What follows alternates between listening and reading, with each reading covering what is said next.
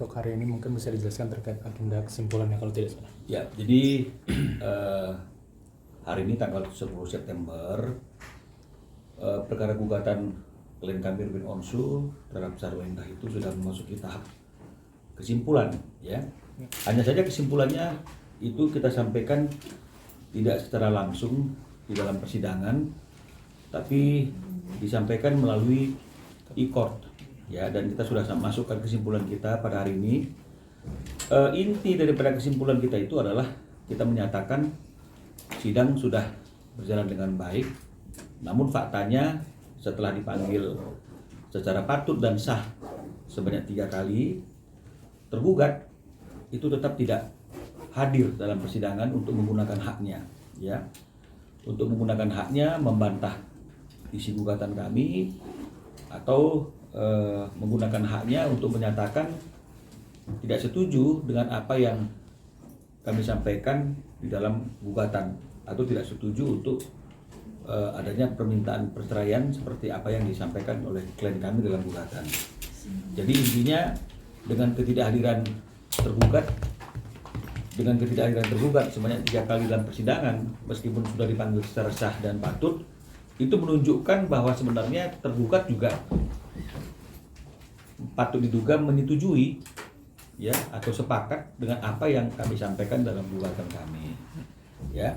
Dan kalau memang kita lihat dari beberapa pernyataan atau statement yang dilakukan oleh kuasa hukum tergugat, ya, karena beberapa kali kan saya juga lihat tayangan kuasa hukum tergugat juga memberikan statement, ya, bahkan menyatakan bahwa saksi-saksi yang dihadirkan itu juga ada hasil komunikasi dengan tergugat, ya. Jadi ini juga menunjukkan sebenarnya bahwa gugatan yang kami layangkan atas nama klien kami Ruben Onsu ini sebenarnya gugatan yang juga diinginkan, ya, oleh tergugat.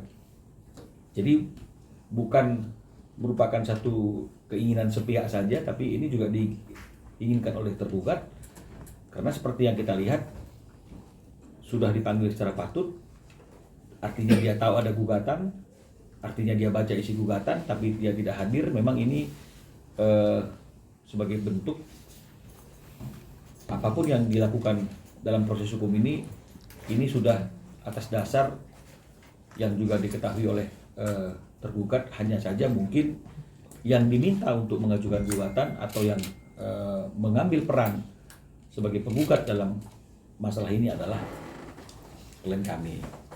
Nah, dan kalau sesuai dengan agenda jadwal persidangan yang sudah disampaikan oleh majelis hakim kepada kami, setelah tanggal 10 September hari ini kesimpulan, maka putusan atas gugatan ini akan dibacakan pada tanggal 24 September.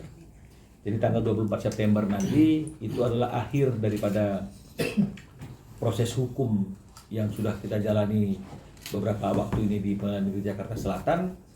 Itu akan dibacakan putusannya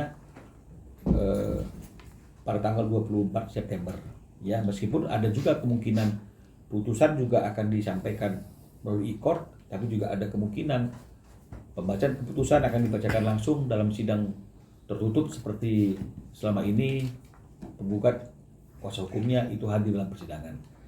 Nah, itulah yang bisa kami sampaikan kepada teman-teman media terkait dengan masalah perkembangan gugatan klien kami Ruben Onsu kepada tergugat Sarwendah. Terima kasih. Berarti kalau Ruben sendiri tetap yakin untuk cerai ya, Bang? Tahu ya, Bang, ya. Satu-satu. Berarti Bang, kalau misalnya dibilang Ruben ini tetap ingin cerai ya, Bang?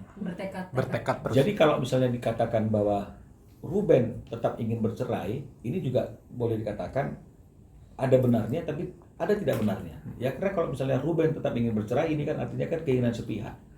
Tapi kalau kita lihat fenomena dalam persidangan ini, bagaimana tergugat tidak hadir, berarti kan tidak ingin juga menggunakan kesempatan untuk mempertahankan perkawinan, kan gitu ya. Dan kalau kita lihat juga beberapa statement dari kuasa hukum tergugat, bagaimana perannya mereka juga yang memberikan support, ya, untuk menghadirkan saksi-saksi yang memang mengetahui tentang rumah tangga penggugat dan tergugat.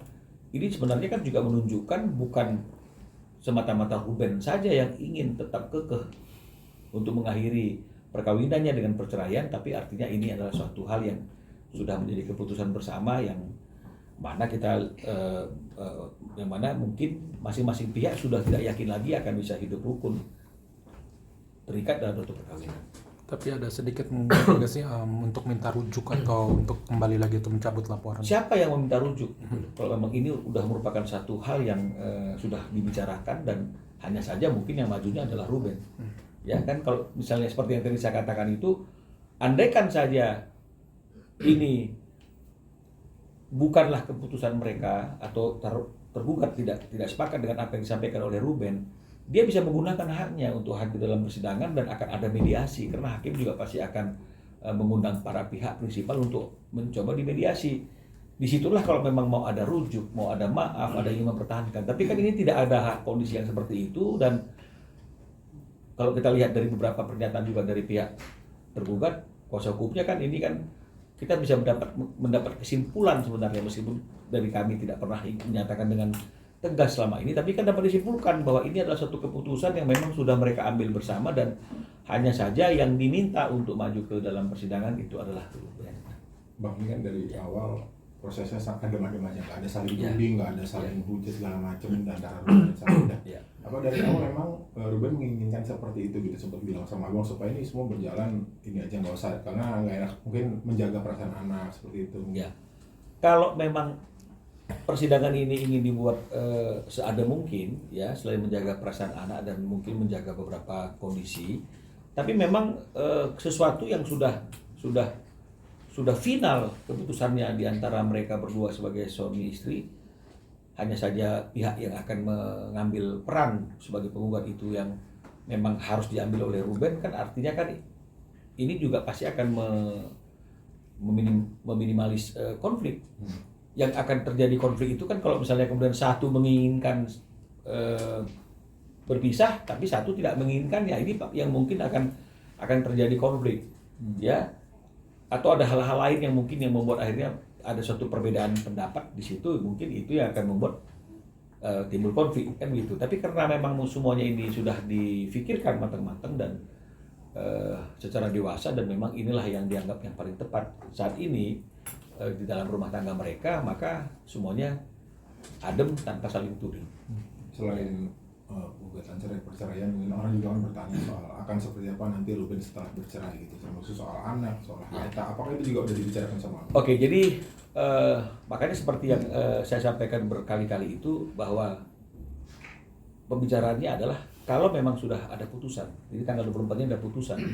Setelah putusan itu keluar, maka Ruben akan muncul, itu yang disampaikan oleh Ruben, untuk menjelaskan, untuk mengklarifikasi agar tidak terjadi simpang siur, ya, informasi yang simpang siur tentang bagaimana kondisi-kondisi yang terjadi dalam rumah tangganya, dalam perkawinannya setelah adanya putusan perceraian tersebut, baik itu mengenai masalah anak, baik itu mengenai masalah apapun. Jadi nanti di situ teman-teman media bisa bertanya dan berdialog langsung dengan Ruben. Tapi hari ini memang kita tunggu dulu tanggal 24 Septembernya sampai ada putusan itu, sehingga akhirnya kalaupun itu disampaikan itu hanya bicara untuk sesuatu yang sudah terjadi, dan inilah yang akan yang kondisi inilah yang terjadi pada kami saat ini. Jadi mungkin Ruben hanya ingin memberikan informasi itu, tidak jadi polemik yang berkepanjangan, ya. Selain keinginan dari Ruben sendiri, ada masukan-masukan dari Abang sendiri untuk Ruben supaya segala proses ini berjalan lancar seperti itu? Kalau masukan itu kan sesuai dengan apa yang diinginkan oleh klien, ya. Klien ingin seperti apa dia proses hukumnya, kan gitu. Nah, jadi kalau memang misalnya klien itu ingin proses hukumnya itu tidak terjadi keributan, tidak terjadi suatu saling tuding menuding, ya ini memang mereka harus bisa selesai dulu tuntas di dalam itu. Dan kita juga ketika memberikan statement, ya memberikan statement yang tidak juga menuduh. Karena kalau misalnya kita memberikan statement yang tendensinya menuduh atau menyalahkan seseorang, maka seseorang yang disalahkan itu juga pasti akan menggunakan kesempatannya dalam memberikan statement untuk membela diri, dan menuduh orang lain itulah yang sebenarnya berbuat salah. Nah, jadi kalau misalnya itu yang terjadi, maka akan terjadilah saling tuding, saling menyalahkan, saling membenarkan diri sendiri. Tapi karena kita melihat bahwa nggak ada hal lagi yang perlu dibicarakan tentang siapa yang salah, ini keinginan siapa, saling tuding menuding, ya makanya kita statementnya juga hanya bicara mengenai masalah proses persidangan yang sedang berjalan, tahapan-tahapannya. Nanti pada waktu sudah putusan, baru mungkin kedua belah pihak mungkin bisa saja saling memberikan press release gitu ya, atau press con, atau bersama-sama ya di depan teman-teman media, kami sudah berakhir nih hubungannya ya teman-teman, kan bisa saja seperti itu. Dan memang mungkin yang diharapkan akan ke arah sana. Ya. Nominal ini kan mereka punya harta bersama juga, usaha bersama, nantinya itu setelah putusan cerai akan seperti apa sih pembagiannya? Itu sudah dibicarakan, dan itu sudah pasti akan ada setelah putusan, dan itu juga yang akan mungkin jadi materi yang akan disampaikan kepada teman-teman yang berkaitan dengan masalah harta bersama dengan usaha. Tapi seperti apa yang dikatakan oleh klien kami, itu akan disampaikan langsung oleh dia pada waktu putusan sudah keluar. Ya. Nah, sekarang kondisi Ruben gimana, Bang?